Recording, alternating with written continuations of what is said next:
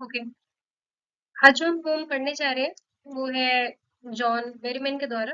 और जो नाम है पोम का वो है द बॉल वर्म। ठीक। बेसिकली जो पोम है ये एक बॉल के बारे में है जो कि एक बच्चे की है जो कि खो जाती है। Okay, so let's begin the pome. What is the boy now who has lost his ball. ठीक है। तो अब वो लड़का क्या करे जिसकी बॉल खो चुकी है। ठीक है। What what is he to do. I saw it go. वो क्या ही कर सकता है। ठीक है।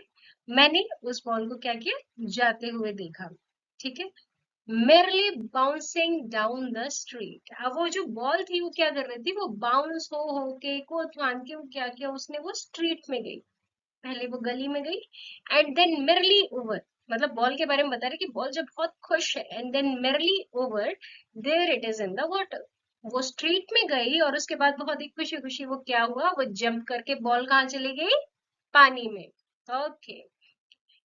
नो यूज टू से oh there are other balls. तो जो भी पोएट वो कहते हैं कोई फायदा नहीं है ये बोलने का कि भाई और भी बॉल्स है। ठीक है। And ultimate shaking grief fixes the boy. अब जो बॉय है वो बहुत ज्यादा दुखी हो चुका है और वो जो दुख है उसकी वजह से उसकी जो बॉडी पूरी है, वो जो दुख है वो पूरी उसकी बॉडी में कहते हैं एक तरीके से दौड़ चुका है, वो फिक्स हो गया है। ठीक है।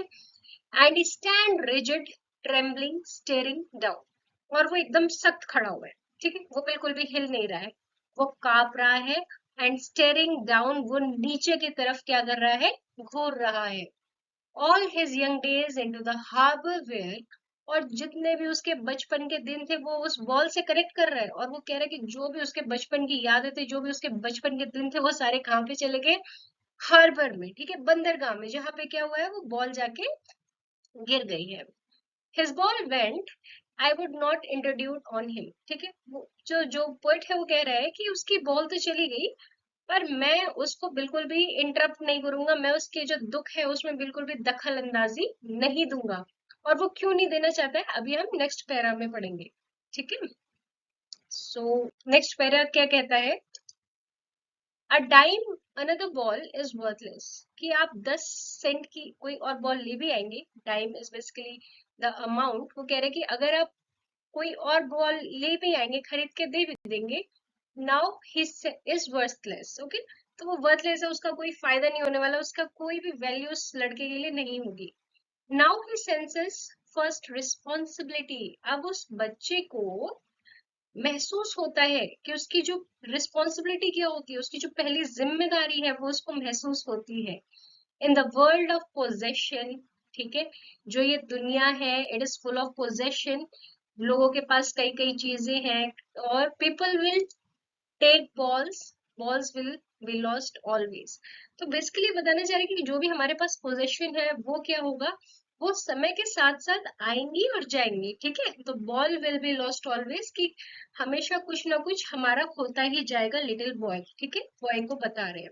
And no one buys a ball back. और जो भी चीज हमारी एक बार खो जाती है उसको कोई भी दोबारा खरीदने की जहमत उठाता नहीं है। मनी इज एक्सटर्नल, पैसा एक बहुत ही बाहरी चीज है।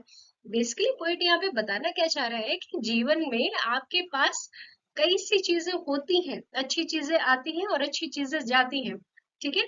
तो ये एक बेसिकली एक रिस्पॉन्सिबिलिटी का जो सेंस बॉय कर रहा है। ठीक है, रिस्पॉन्सिबिलिटी सेंस कर रहा है कि जो पोजेशन होता है, ठीक है, इट इज नॉट ऑलवेज कि जो भी आप पोजेशन है वो आपके पास हमेशा ही लाइफ में रहेगा। ठीक है, possession will come and go. Okay. He is learning well behind his desperate eyes. अब वो बॉय खड़ा हुआ है और उसकी आंखों में वो देख रहा है कि उसकी बॉल गिर गई बट वो एक लाइफ लेसन सीख रहा है।